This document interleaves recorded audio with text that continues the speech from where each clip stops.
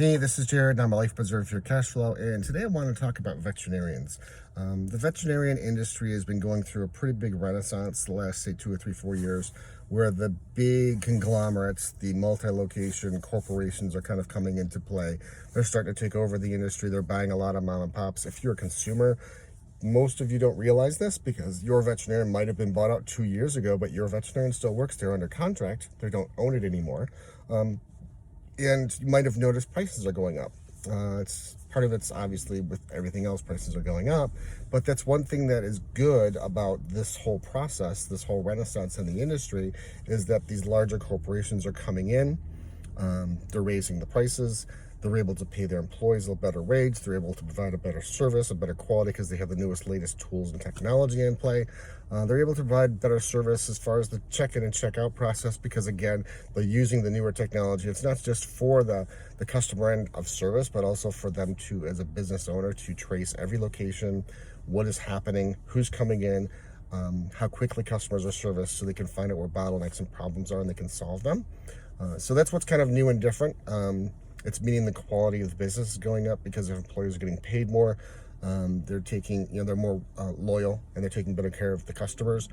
And what's different with that we've seen, and my mom's a great example of this because she owns a business and hasn't raised her prices in years. And she says, she's a mom and pop type business.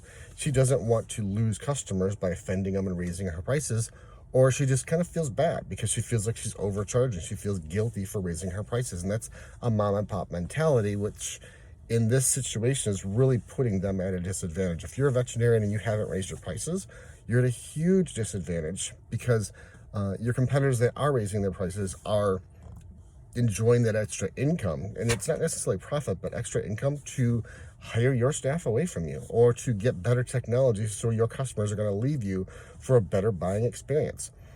So raising your prices is not a bad thing. Right now in the industry, we know it's a long wait time just to get in. A lot of vets aren't taking new customers. If it's, say, a specialty like a dental appointment, it's a 3 or 6 month wait just to get in and get that done. Let's say you raise your prices and lose 10%. Now your wait time is only a month instead of 3 months. You're still at 100% capacity, but now you're making more money. So again, not a bad thing. That's one thing that we've noticed. Like, we have storage units that are customers of ours, and they use a little matrix of how their pricing goes.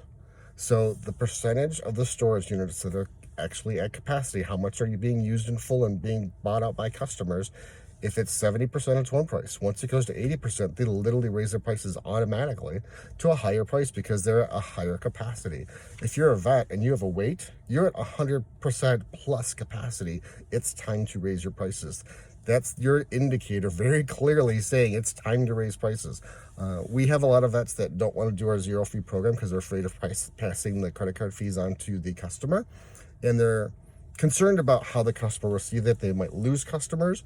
And it always kind of questions my mind of why, if you've got customers waiting 3 months to get in your doors, are you worried about raising your prices or passing a fee on? Let's just say, again, you lose some customers.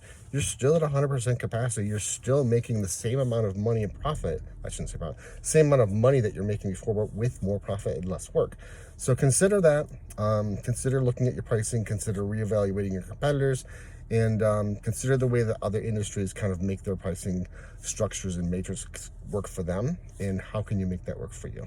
So for more information, contact us.